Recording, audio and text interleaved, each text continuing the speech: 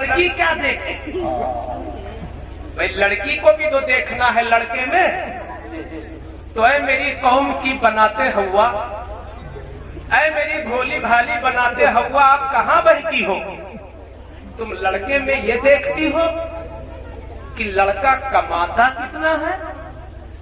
کتابوں میں لکھا ہے المال غاد وراجع، مال آتا جاتا رہتا ہے، اس کا کوئی ٹھکانہ نہیں. لاک ڈاؤن نے سب کو سمجھا دیا کہ مال کی حیثیت کیا ہے. وہ دلی بمبئی کمانے والے لڑکے جن کی پینٹ بڑی کسی رہتی تھی، سارے لوگ سب سمجھ میں آ گیا کہ کرایہ بھی ادھار لینا پڑا. عموماً لڑکیاں سے مال دیکھ لیتی ہیں. اگر واقعی تم فاطمہ کی کنیز بننا چاہتی ہو اور تم وفادار شوہر چاہتی ہو تو سب سے پہلے تم یہ دیکھو کہ وہ میرا شوہر خدا اور رسول کا وفادار ہے کہ نہیں. اگر خدا اور رسول کا وفادار نہیں ہے تو وہ تمہارا بھی وفادار نہیں ہوگا. صحیح وفاداری یہ ہے، کاش کہ میری قوم کی بیٹیوں میں یہ ذہن آ جائے اور یہ شعور آ جائے اور یہ محبت پیدا ہو جائے کہ وہ یہ شرط لگا دے کہ ہم اسی جوان کے ساتھ شادی کریں گی جس جوان کے چہرے پر مصطفیٰ کی پیاری سنت سجی ہوگی، کیونکہ جو مصطفیٰ کا وفادار نہیں وہ میرا وفادار کیسے ہو سکتا ہے؟ نعرہ تکبیر، نعرہ رسالت، جشن مختار کائنات آمد سرکار سیدی حسین میاں صاحب قبلہ علامہ مفتی شیخ محمد صاحب بغدادی. نعرہ تکبیر. آپ کو وہ باتیں سننے میں مجھے لگتا ہے کہ مزہ آتا ہے، آپ کو حسین کا نعرہ لگانے میں بڑا مزہ آتا ہے، آپ کو حسین کا نام سننے میں بڑا مزہ آتا ہے، آپ کو حسین کی شہادت میں نعرہ لگانے میں مزہ آتا ہے. یہ بہت اچھی بات ہے، یہ آپ کے ایمان کی علامت ہے، یہ آپ کے اسلام کی علامت ہے، یہ آپ کی سنیت کی پہچان ہے. مگر میرے دوستو، اگر ہم لوگ بھی صرف نعرہ لگانے میں رہ گئے تو امام حسین کی تلاوت کو کون اپنائے گا؟ امام حسین کی سنتوں کو کون اپنائے گا؟ وہ کون زمانہ آئے گا؟ میری بات کڑوی نہ لگے تو میں بتا دوں اپنے بھائیوں کو، کس وقت موت آ جائے کچھ نہیں کہا جا سکتا، کس وقت موت آ جائے. لیکن جب تمہیں قبر میں کل لٹا دیا جائے گا تو لٹائے جانے کے بعد جب فرشتہ تشریف لائے گا، منکر نکیر جب حاضر ہوں گے تو سب لوگ جانتے ہو کہ پہلا سوال ہوگا، پہلا سوال ہوگا من ربک، تیرا رب کون؟ اللہ اکبر. وہ ڈراؤنی صورت، بڑی بڑی نیل کو آنکھیں اور اتنے بڑے بڑے دانت کی یہ JCB جو دیکھتے ہو کچھ نہیں ہے. زمین پھاڑتے ہوئے دانتوں سے وہ منکر نکیر بھیانک صورت میں تشریف لائیں گے. کمزور دل کے آدمی کا جنازہ تو یوں ہی نکل جائے گا. آپ کو اٹھا کے بیٹھایا جائے گا، پوچھا جائے گا تیرا رب کون؟ تو دنیا میں جو ایک اللہ کو رب مانتا رہا ہوگا اسی کو یہ جواب آئے گا ربی اللہ. ایسا نہیں کہ کوئی رٹ لے ربی اللہ ربی اللہ ربی اللہ اور قبر میں جا کے جواب دے دے، یہ نہیں ہوگا. پہچان کیا ہے؟ جو دنیا میں اللہ کو صرف رب مانتا ہوگا اسی کو یاد آئے گا کہ وہ جواب دے گا عربی میں ربی اللہ، میرا رب اللہ ہے. دوسرا سوال ہوگا ما دینوں کا، تیرا دین کیا ہے؟ تو دنیا میں جس کا دین اسلام رہا ہوگا اور جس نے اسلام کو فالو کیا ہوگا وہی بولے گا دینی الاسلام. یہودی نہیں کہے گا، نصرانی نہیں کہے گا، یہ مسلم کہے گا دینی الاسلام، میرا دین اسلام.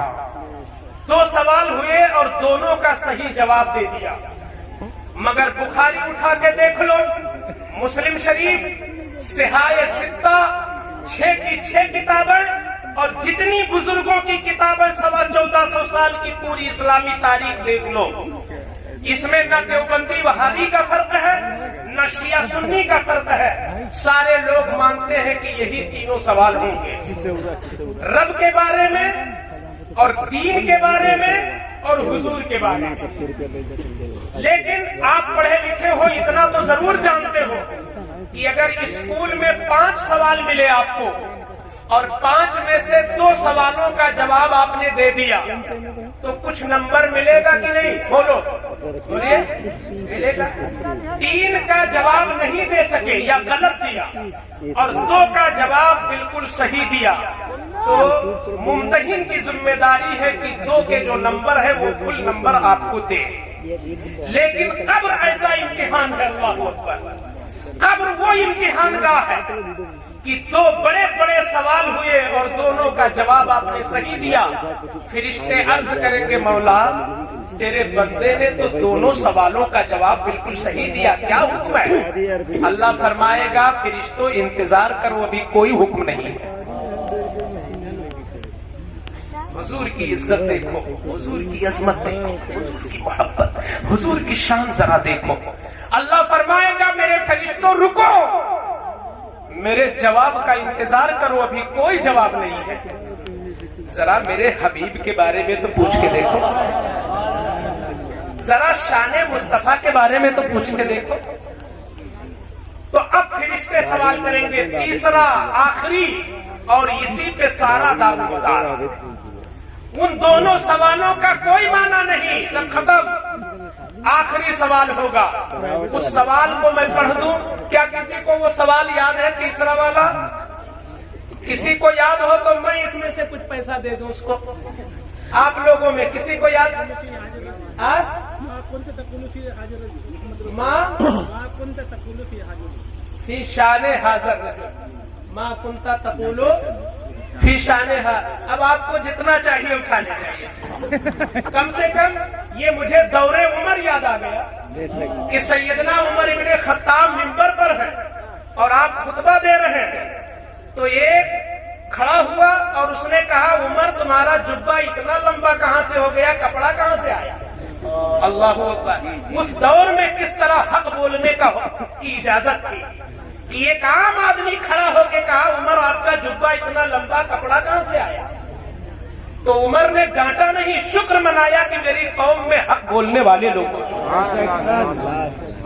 تو تیسرا سوال کیا ہوگا؟ ما کنتا تقولو فی شان حاضر رجل۔ اب بہت قیمتی بات بولنے جا رہا ہوں، جو لوگ جہاں ہیں بیٹھ جائیں اسے محبت کے ساتھ۔ اس میں محبت بھی ہے، عقیدہ بھی ہے، محبت بھی ہے، عقیدہ بھی ہے۔ یہی اصل میں تقریر کا مغز یہی ہوتا ہے کہ کچھ ہمارے عقیدے کی اصلاح ہو جائے، ہمارے عمل کی اصلاح ہو جائے اور ہمیں کچھ یاد بھی ہو جائے۔ تو لفظ پھر پڑھتا ہوں، ما کنت تقولو فی شان حاضر رجل۔ فرشتے کہیں گے کہ تو دنیا کے اندر اس عظیم شخص کے بارے میں کیا کہا کرتا تھا؟ کیا کہا تھا نہیں، کیا کہا کرتا تھا؟ اس پر بھی میں روشنی ڈالوں گا، کیا کہا تھا اور کیا کہا کرتا تھا میں کیا فرق ہے۔ سب سے پہلے میں حاضر پہ آتا ہوں، فی شان حاضر رجل۔ یہاں بہت سارے لوگ ہیں جو انگریزی پڑھے ہوں گے، یہ بتاؤ کہ قریب میں کوئی شخص کھڑا ہو تو اس کو دس کہیں گے کہ دیٹ کہیں گے؟ بولیے، دس، اور دور ہو تو دیٹ۔ یعنی اگر وہاں بھی وہ جو کہہ رہے ہیں وہاں بھی ہو تو وہاں دیٹ کہیں گے، یہاں ہو تو دس کہہ دیں گے۔ یہ انگریزی کا قانون ہے۔ اب آؤ عربی کا قانون سمجھو، اگر قریب میں ہے بالکل تو کہیں گے حاضا، اور اگر دور ہے تو ذالکا۔ تو انگریزی سے آسان تو عربی ہے، قریب کے لیے کیا ہے؟ حاضا، اور دور کے لیے ذالکا۔ سمجھ گئے اتنا؟ اب پھر سوال پڑھو، سوال میں کیا ہے؟ ما كنت تقول في شان حاضر رجل. سوال میں حاضہ ہے, سوال میں حاضہ ہے, اور حاضہ سے اشارہ کس کی طرف ہے؟ حضور کی طرف. سوال سے, سوال میں جو حاضہ ہے اشارہ ہے حضور کی طرف. یہ بتاؤ آپ کے یہاں کے قبرستان میں جب کسی مردے کو لٹایا جاتا ہے تو فرشتے کیا پوچھتے ہیں اس سے؟ ما کنتا تقول فی شان حاضر رجل. اللہ اکبر. حضور تو مدینے میں ہے, حضور تو گنبد خضرا کے چھاؤں تلے آرام فرما ہے. کتنے ہزار کلومیٹر مدینہ, اور حضور کا روضہ مدینے میں, تو ذالکہ ہونا چاہیے کہ حاضہ؟ بولو بولو, ذالکہ ہونا چاہیے نا. اب یہیں سے فرق ہے سنی والا, یہیں سے سمجھ لو. وہ نہ کہو ہم بھی مزار پہ جاتے ہیں, یہاں وہ تیسرے سوال میں سمجھو. مدینہ ہے بہت دور, قانون کہتا ہے کہ سوال ہونا چاہیے ذالک الرجل, مگر بخاری میں, مسلم میں, صحاح ستہ میں لکھا ہے حاضر رجل. مطلب کیا ہے کہ حضور اگرچہ مدینے میں ہے مگر خدا کی دی ہوئی طاقت سے اپنی امت کی قبر میں آ جاتے ہیں, اور حضور جلوہ فرما ہوتے ہیں. یا تو حجاب ہٹا دیا جاتا ہے اور امتی دیکھ رہا ہوتا ہے حضور کو, یا حضور اس کی قبر میں وہی آ جاتے ہیں اور فرشتے اشارہ کرتے ہیں تو اس عظیم ہستی کے بارے میں کیا کہا کرتا تھا. اب وہاں پتہ چلے گا لاکھوں سلام والا ہے کہ اپنی طرح بشر والا. اب یہ وہاں کھلے گا. اپنی طرح کہنے والے تو لا ادری کہیں گے, اپنی طرح کہنے والے لا ادری کہیں گے, میں نہیں جانتا یہ کون ہے. لیکن جو فجر کے بعد لاکھوں سلام, جلسے میں لاکھوں سلام, مزار پہ کروڑوں درود, جو یہ والے ہیں, تو جب وہ دیکھیں گے تو کیا حضور کو پہچان لو گے؟ حضور کو پہچان لو گے؟ ارے حضور کو دیکھا نہیں تو پہچانو گے کیسے؟ لیکن اے لوگوں, حضور کو دیکھا نہیں ہے مگر سنا بہت ہے. حضور کو دیکھا نہیں ہے, سنا بہت ہے. نعت میں سنا تو حضور کو, تقریر میں سنا تو حضور کو, دعا میں سنا تو حضور کو, سلام میں سنا تو حضور کو, قرآن میں پڑھا تو حضور کو, توریت میں دیکھا تو حضور کو, انجیل میں دیکھا تو حضور کو, زبور کو دیکھا تو حضور کو. میں نے جب سنا کہ حضور کا چہرہ اتنا چمکدار کہ چاند بھی شرما جائے, سورج بھی شرما جائے, ستارے بھی شرما جائے, تو جب لیٹا ہوا امتی دیکھے گا کہ یہ تو چہرہ ایسا ہے کہ دنیا میں ایسا چہرہ کسی کا نہیں تھا, آنکھیں ایسی ہیں کہ ایسی آنکھیں کسی کی نہیں تھی, ابرو ایسے ہیں کہ ایسے ابرو کسی کے نہیں, انگلیاں ایسی ہیں ایسی انگلی کسی کی نہیں, سینہ ایسا ہے ایسا سینہ کسی کا نہیں, پیٹھ ایسی ہے ایسی پشت کسی کی نہیں, ناک ایسی ہے ایسی ناک کسی کی نہیں, پیشانی ایسی ہے ایسی پیشانی کسی کی نہیں. تو فرشتوں سے کہے گا ارے ان کے بارے میں کیا پوچھتے ہو, یہی تو ہمارے ماوا ہے, یہی تو ہمارے بچہ ہے, یہی تو ہمارے بخشوانے والے ہیں. زندہ باد نعرہ تکبیر, نعرہ رسالت, مسلک اعلیٰ حضرت آمد سرکار سید حسین میاں صاحب قبلہ حضرت علامہ مفتی شیخ محمد صاحب بغدادی, نعرہ تکبیر. جیسے ہی تیسرے سوال کا جواب تم صحیح سے دے لوگے, تم صحیح سے دے لوگے, تو فرشتے مولا سے عرض کریں گے مولا تیرے بندے نے تو تیسرے سوال کا جواب بالکل صحیح دے دیا, تیرے محبوب کو پہچان لیا. تو اللہ فرمائے گا اگر وہ میرے محبوب کی پہچان رکھتا ہے اور میرے محبوب کا وہ شیدائی ہے تو فرشتوں میری عزت کی قسم جنت تو بعد میں قائم ہوگی मगर जन्नत का बिस्तरा आज ही लगा दो, जन्नत की बहारें आज ही दे दो, जन्नत की खुशबू आज ही दे दो, जन्नत का मजा आज ही दे दो, कयामत तक कब्र में लेटा रहे, जन्नत का मजा लेता रहे। अब आओ एक अकीदा दिखा दूं इसी सवाल के अंदर। ये बताओ एक दिन में कितने लोग मरते हैं? कुछ अंदाजा है? एक दिन में कितने लोग मरते हैं? बेशुमार लोग मरते हैं कि नहीं? बेशुमार लोग मरते हैं ना। आप अभी यहीं से समझ लोगे कि मसलके आला हजरत हक है कि नहीं है। एक दिन में बेशुमार लोग मरते हैं ना। अच्छा ये बताओ एक ही वक्त में कितने लोग दफन होते हैं पूरी दुनिया में? सैकड़ों हजारों लोग दफन होते हैं ना। हजारों लोग एक ही वक्त में दफन होते हैं। तो जब एक ही वक्त में दफन हुआ, रंगीला नगर में 2 लोग, लखीमपुर में 3 लोग, गोला में 4 लोग, लखनऊ में 5 लोग, फैजाबाद में 10 लोग, कानपुर में 13 लोग, दिल्ली में 10 लोग, बंबई में 50 लोग एक ही वक्त में दफन हुए। और एक ही वक्त में फरिश्ते कह रहे हैं, क्या कहते हो इस शख्स के बारे में? क्या कहते हो इस शख्स के बारे में?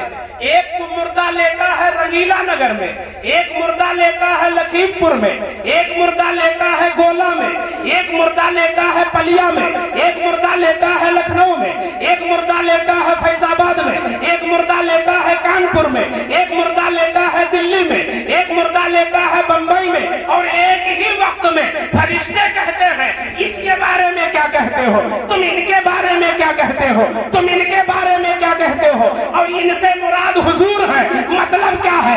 एक ही वक्त में हुजूर रंगीला नगर में भी है, हुजूर लखीमपुर में भी है, हुजूर गोला में भी है, हुजूर दिल्ली में भी है, हुजूर बंबई में भी है, हुजूर कानपुर में भी है, हुजूर हिंदुस्तान में भी है, हुजूर ईरान में भी है, हुजूर अरब में भी है, हुजूर अरब में भी है। अरे सुनियो, इसी को तो हाजिर और नाजिर कहते हैं कि एक ही वक्त में इंसान यहाँ भी हो, वहाँ भी हो, वहाँ भी हो।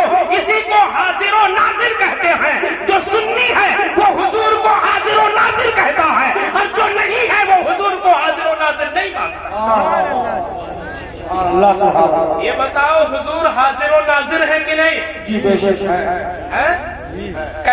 अगर आपसे कहीं बहस छिड़ जाए, कहीं होटल में, आजकल तो लोग होटल में खोल देते हैं ना, बहस शुरू कर देते हैं। अगर वो कहे कि हुजूर हाजिर और नाजिर, अगर आपसे सवाल हो कि हुजूर हाजिर और नाजिर है, क्या दलील है, तो क्या बताओगे?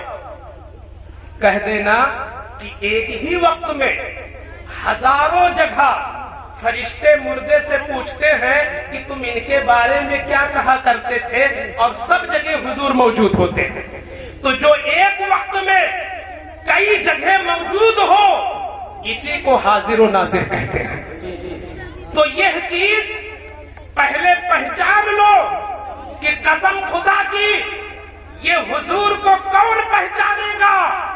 जो हुजूर को लाजवाब दुनिया में जानता रहा होगा, जो हुजूर को अनीसे बेकसा मानता रहा होगा, जो हुजूर को शफीए रोजे शुमार जानता रहा होगा, जो हुजूर को गैबदा जान रहा होगा, जो हुजूर को मालिके कौनैन जानता रहा होगा, जो हुजूर को मालिको मुख्तार यकीन करता रहा होगा, उसी को रब के करम से ये जवाब आएगा, और उसी को कब्र में जन्नती बिस्तरा मिलेगा। ये जलसे इसीलिए होते ही हैं कि इंसान के अकीदे में भी नूर आ जाए और इंसान के अमल में भी नूर आ जाए।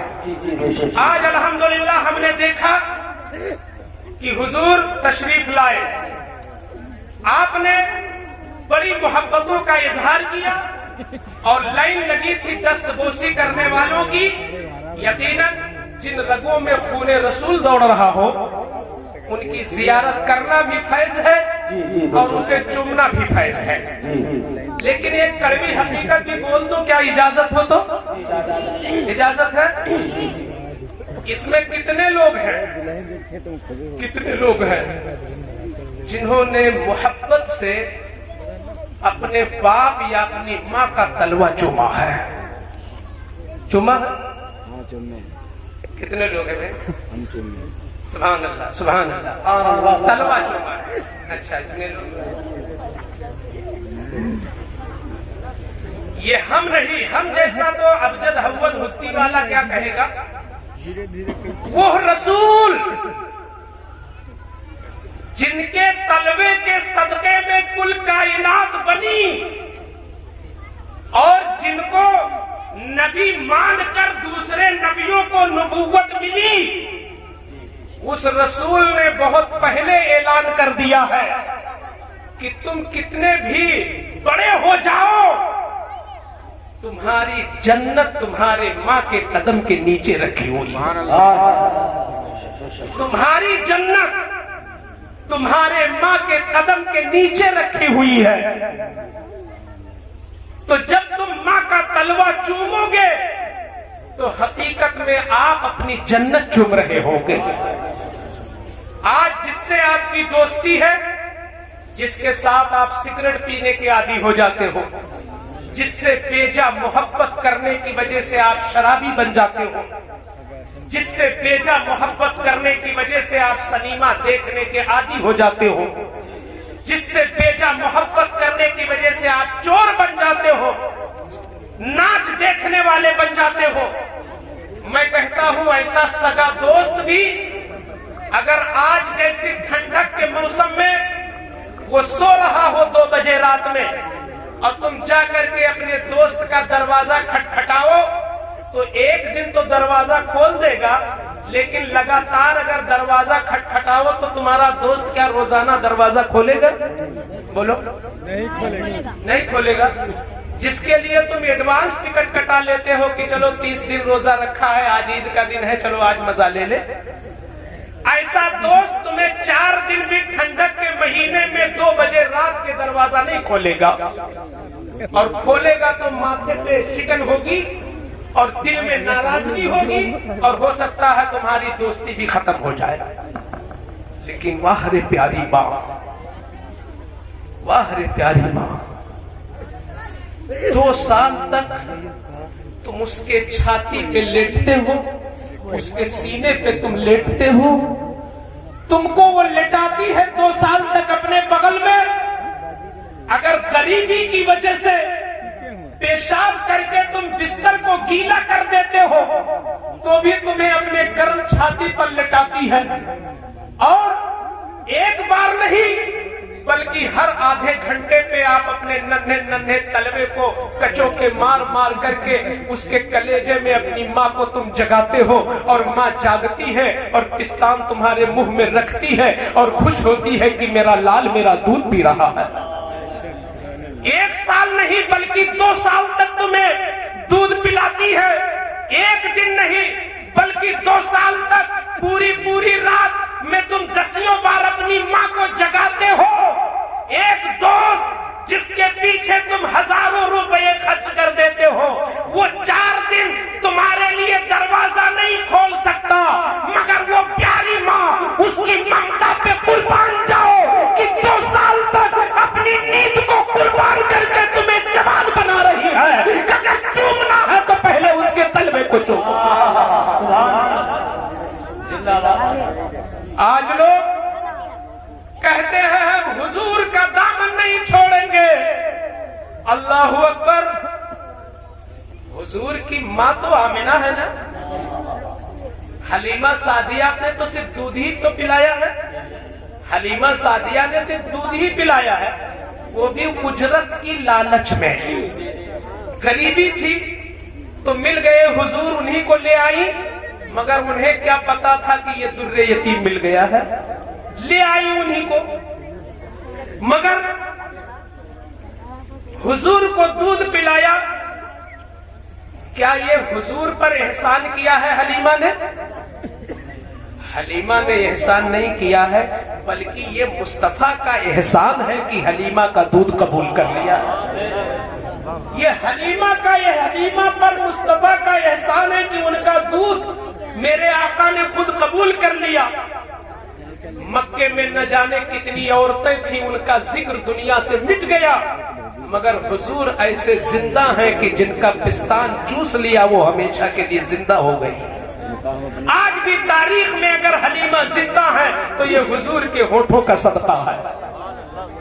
मगर ऐ सुन्नियों में पूछना चाहता हूं, वो मेरे रसूल जिनके पीछे नबी सजदा करते हैं, जिनके पीछे अंबिया अपनी पेशानी झुकाते हैं, जिनकी उंगलियों से चांद दो टुकड़ों में बट जाता है, वो हुजूर भी सिर्फ हलीमा का चंद दिन उन्होंने दूध पी लिया था तो एक गजवे के मौके पर हुजूर माले गनीमत तकसीम कर रहे थे और माले गनीमत तकसीम करते करते हलीमा आ गई। हलीमा आ गई, शमए रिसालत के परवानों की भीड़ लगी थी, आकाए कायनात बीच में जलवागर थे। देखा कि हलीमा आ रही है तो मुस्तफा खड़े हो गए। देखा कि हलीमा आ रही तो मुस्तफा खड़े हो गए। सहाबा महवे हैरत है, अल्लाहु अकबर, रसूलुल्लाह की सूरत के लिए खड़े हो गए। इनके लिए तो कायनात खड़ी होती है, ये किसके लिए खड़े हो गए? जैसे ही वो औरत दाखिले मजलिस हुई, आका खड़े हो गए और अपनी चादर उठाया और जमीन पर बिछाया और कहा कि आप बैठे मैं खड़ा रहूंगा, आप बैठे मैं खड़ा रहूंगा। जब तक वो बैठी रही मुस्तफा खड़े के खड़े रह गए। जब वो चली गई तो एक सहाबी ने पूछा, हुजूर ये कौन थी जिनके लिए आप जैसा नबी अपनी चादर बिछा रहा, ये कौन थी? तो मेरे आका ने फरमाया, तुम्हें नहीं पता, ये मेरी दाई हलीमा है जिन्होंने मुझे दूध पिलाया था। अब तुम्हारा ज़मीर क्या कहता है? अब तुम्हारा दिल क्या बोलता है? अब तुम्हारी गैरत क्या कहती है?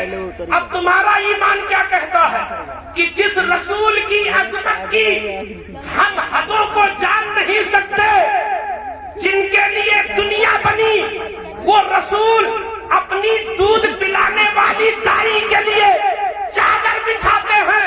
ऐ जवानों, तुम कितने दिन अपनी माँ का बिस्तरा लगाते हो? तुमने कितने बार अपने माँ का कपड़ा धोया है?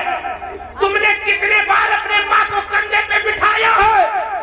आज के बाद मैं इस जलसे से एक मैसेज देता हूँ कि अगर तुम शादीशुदा हो तो अपनी बीवी से हमेशा न बिछवाओ, कभी कभी हफ्ते में एक आध खुद अपनी माँ का बिस्तर लगा दो, अपने बाप का बिस्तर लगा दो। जन्नत में जाने के हजारों रास्ते हैं मगर सबसे बड़ा रास्ता बाप की रजा है। तुम हफ्ते में एक दो बार कम से कम अपने वालिदैन का बिस्तर लगाओ। वो लोग खुश नसीब हैं, वो लोग मुकद्दर के धनी हैं जिनके वालिदैन आज भी इंशाअल्लाह जिंदा हैं और जिनके वालिदैन दुनिया से चले गए हो, उन पर लाजिम है कि उनकी कब्रों की वो हाजिरी दिया करें, उनके नाम इसाले सवाब किया करें, उनके लिए सदका किया करें। कब्रिस्तान से गुजरे तो कम से कम एक मर्तबा रुक करके 3 बार कुल हुवल्लाह पढ़कर ही अपने वालिदैन को वो बख्श दिया करें।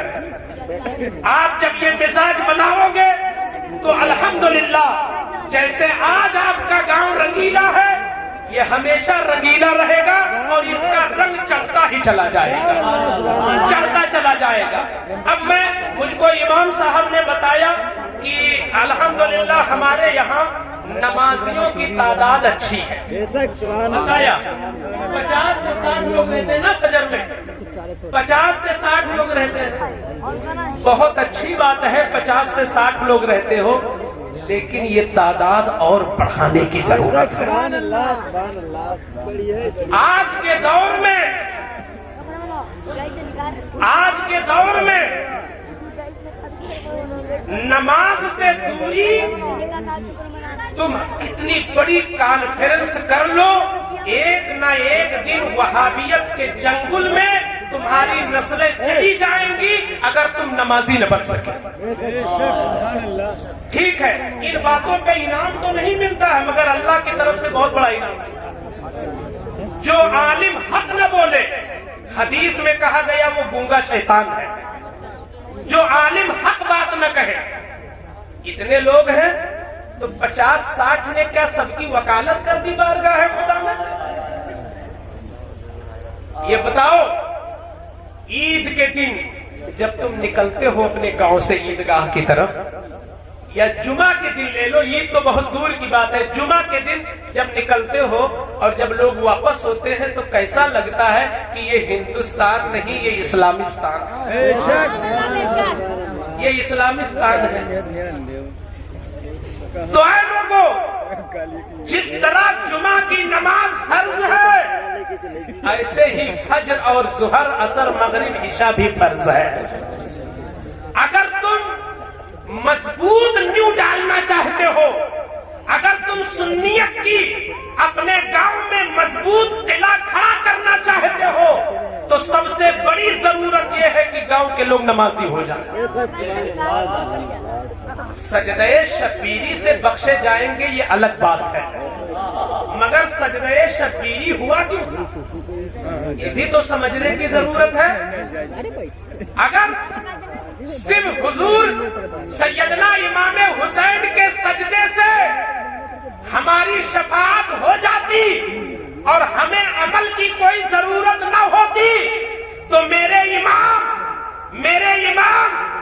مکہ ہی میں رہ کر کے اپنی زندگی پوری کر دیتے، مگر میرے امام نے مکہ بھی چھوڑا ہے، میرے امام نے مدینہ بھی چھوڑا ہے، اور کربل کی دھرتی پر آ کر کے میرے امام نے اپنے پورے خاندان کو قربان کر دیا، اور پھر اخیر میں گھوڑے پر سوار ہو کر کے تشریف لاتے ہیں، اور تشریف لانے کے بعد نہ جانے کتنے یزیدیوں کو جہنم میں پہنچانے کے بعد جب امام کا گھوڑا زخمی ہو گیا، امام کا بدن زخمی ہو گیا، تو اے رنگیلا نگر کے سنیوں، ذرا تاریخ پر بھی دھیان دو کہ میرے امام کس انداز میں دنیا سے جاتے ہیں۔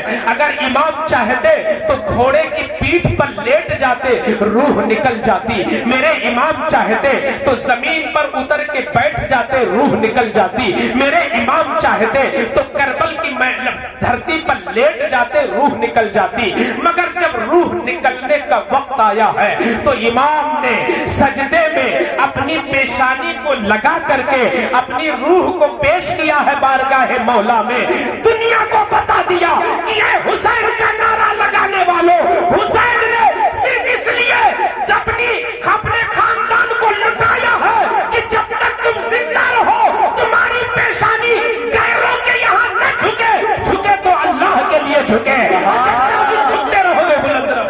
سبحان اللہ، سبحان اللہ۔ ایک اور کڑوی بات، یہ آخری بات ہوگی، مجھے معاف کیجئے گا، آج ہماری قوم یہ چاہتی ہے کہ وہ تقریر سنے جس میں صرف مزہ آئے، اور یہ نہیں چاہتی کہ جس سے ہم کچھ سدھر جائیں۔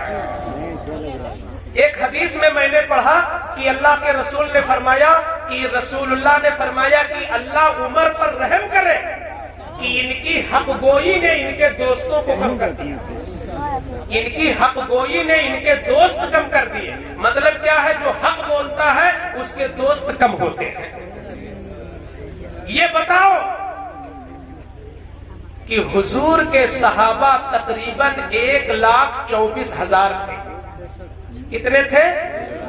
یہ میری آخری بات ہوگی، بہت اہم بات ہوگی۔ 1,24,000 صحابہ تھے حضور کے۔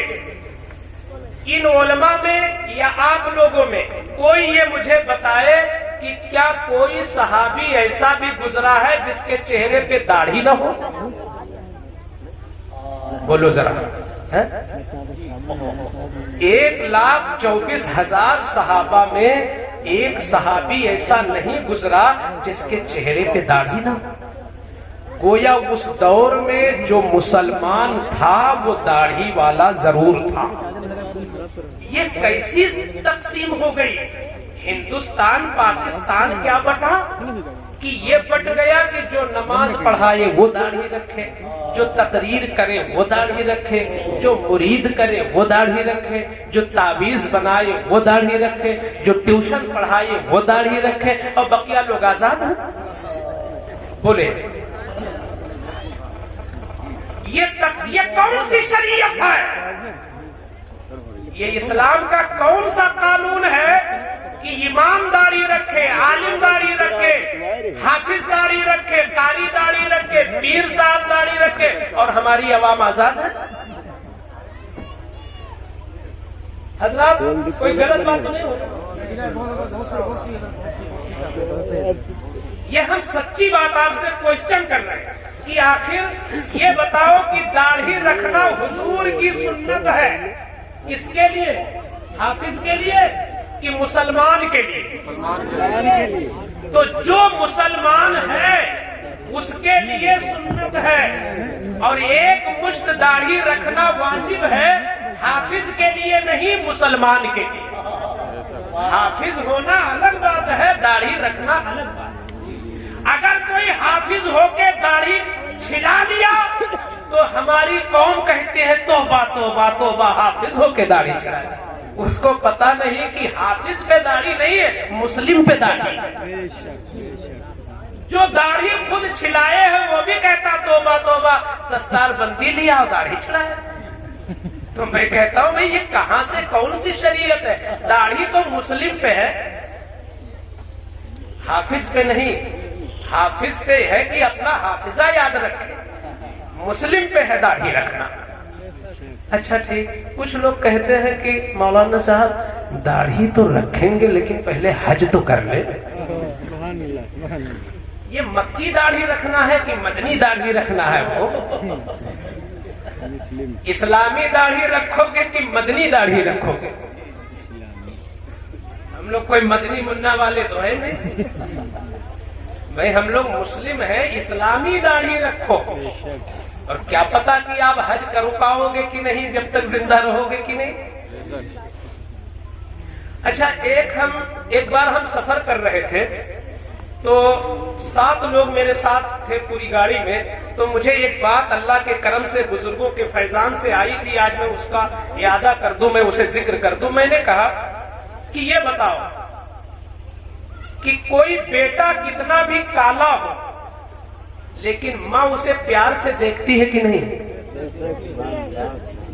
پڑوسی عیب نکالے گا مگر ماں عیب نہیں نکالے گی۔ اور بیٹا سندر نہیں ہے تو بھی بیٹا کو سندر ہی کہتی ہے ماں، یہ اس کا پیار ہے۔ لیکن جب اس کو باہر بھیجتی ہے تو جیسا بھی ہے نہلا کے دھلا کے سنوار کے تیل لگا کے بھیجتی ہے تاکہ میرا بیٹا اچھا نظر آئے، ہے کہ نہیں؟ اچھا یہ بتاؤ کہ اللہ زیادہ پیار کرتا ہے کہ ماں زیادہ پیار کرتی ہے؟ آپ لوگ بتاؤ۔ 70 ماؤں سے زیادہ اللہ اپنے بندے سے پیار کرتا ہے، اور 70 کی تعداد یہ خاص 70 مراد نہیں ہے، مراد یہ ہے کہ لاکھوں کروڑوں ماں کی محبت ایک پلے میں اور اللہ کی محبت ایک پلے میں۔ آپ سے ہم سے ان سے اللہ اتنا پیار کرتا ہے۔ تو یہ بتاؤ، داڑھی جو ہم نہیں رکھاتے ہیں اسی لیے تو کہ ہمارا چہرہ اچھا نہیں لگے گا، یہی تو ہوگا۔ بھئی جوان لوگ کیوں نہیں رکھاتے ہیں؟ بیمار ہو جائیں گے کیا؟ جو خاص بات ہے وہ یہی تو کہ وہ بوڑھے لگیں گے، خاص بات یہی تو ہے کہ وہ بوڑھے لگیں گے، ان کی عمر جھلکے گی یا ان کا چہرہ حسین نہیں ہوگا، یہی تو میں نے برملا وہاں پر کہا کہ قسم ہے رب کی عزت کی کہ جب ایک ماں اپنے بیٹے کو سندر دیکھنا چاہتی ہے تو اللہ اپنے بندے کو اچھا دیکھنا چاہتا ہے، تو پھر اللہ نے ہی تو داڑھی جمایا ہے۔ اس کا مطلب کیا ہے کہ جب داڑھی ہوگی تب چہرہ سندر ہوگا تمہارا۔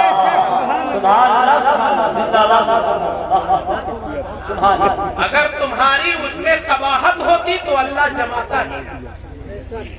یہ بھی تو قدرت دیکھو کہ لڑکی ہو گئی 20 سال کی مگر ایک بال نہیں ہے، اور لڑکا ابھی 14 ہی سال کا ہے تو ریکھیں نکل آئی ہے۔ یہ کیا مطلب ہے؟ یہ اللہ قدرت پہ اگر تمہیں یقین ہے تو اس کی تقسیم پہ راضی ہو جائے۔ اگر تمہارے لیے داڑھی صحیح نہ ہوتی تو عرش کا مالک، فرش کا خالق، کائنات کا پالنہار، ذوالجلال والاکرام، جس کی قدرتوں پہ ہم قربان، وہ مولا تمہارے چہرے میں داڑھی اگاتا ہی نہیں. اس کا مطلب یہ ہے کہ داڑھی میں تمہاری دنیاوی نفع بھی ہے. زندہ باد. اگر تمہیں اپنے مولا پہ یقین ہے تو جوانوں تم اپنے چہرے پہ داڑھی رکھا کے دکھا دو کہ ہم حسین کے غلام ہیں. حسین جب کربل میں آئے ہیں تو داڑھی لے کے آئے ہیں, اور غلام حسین بھی دنیا میں رہے گا تو داڑھی کے ساتھ رہے گا. نعرہ تکبیر, نعرہ رسالت. اور اگر تمہیں یہ ڈر ہے کہ میں داڑھی رکھا لوں گا تو میری شادی نہیں ہوگی, ایسی لڑکیوں کو جوتیوں کی نوک سے مار دینا جو تمہاری داڑھی کی وجہ سے تمہیں ناپسند کرے. اللہ نے بہت سارے جوڑے پیدا کیے ہیں, آج کئی عالمہ تمہیں مل سکتی ہیں. تم داڑھی رکھانے کی ہمت تو پیدا کرو اپنے اندر. اللہ نے ہمارے چہرے پہ داڑھی اگا کے بتا دیا کہ جب تک بغیر داڑھی کے رہنا تمہارے لیے مناسب تھا, جب تک میں نے بغیر داڑھی کے رکھا, اور جب داڑھی اگ گئی اس کا مطلب اب تیرا حسن داڑھی میں ہے. ایک آخری مسئلہ بیان کر دوں بہار شریعت کا. اللہ نے مسلمانوں کو اتنا مقدس بنایا ہے کہ یہ ناخون بھی کاٹے تو نالی میں نہ بہائے. تمہارے ناخون کو بھی محترم بنایا ہے اللہ نے. اپنی مونچھیں بھی کاٹو تو نالی میں نہ بہاؤ. تمہارا بال بھی محترم ہے, تمہارا ناخون بھی محترم ہے. یہ ناخون جو بڑھ جاتا ہے تو لوگ گھن کرتے ہیں, بڑھ جاتا ہے تو لوگ نفرت کرتے ہیں. اس ناخون کو بھی کاٹو تو زمین میں دفن کرو, کیونکہ تم مسلمان ہو, تمہارا ناخون بھی عزت کے لائق. اے سنیوں, یہ کیسا رنگیلا, یہ کیسا رنگ کہ جب ناخون کو نالی میں پھینکنے کی اجازت نہیں ہے تو تم نائیوں کے دکانوں میں جا کر رسول کی پیاری سنت کو چھلوا کر تم پیروں سے رونگاتے ہو اور تم نالی میں پھینکواتے ہو, اور کل حضور کے سامنے کون سا چہرہ لے کے جاؤ. اگر میرے جملے نے تمہارے دل پہ کوئی چوٹ ماری ہو تو کچھ جوان کھڑے ہو کر اعلان کر دیں آل رسول کی موجودگی میں انشاءاللہ سے ہم داڑھی رکھیں گے. کھڑے ہو جائے کچھ لوگ, سبحان اللہ. کوئی ان کا جوڑا کھڑا ہو جائے, سبحان اللہ سبحان اللہ. اور کوئی آئے حضرت سے مصافحہ کر لیں. نعرہ تکبیر, داڑھی رکھیں. نعرہ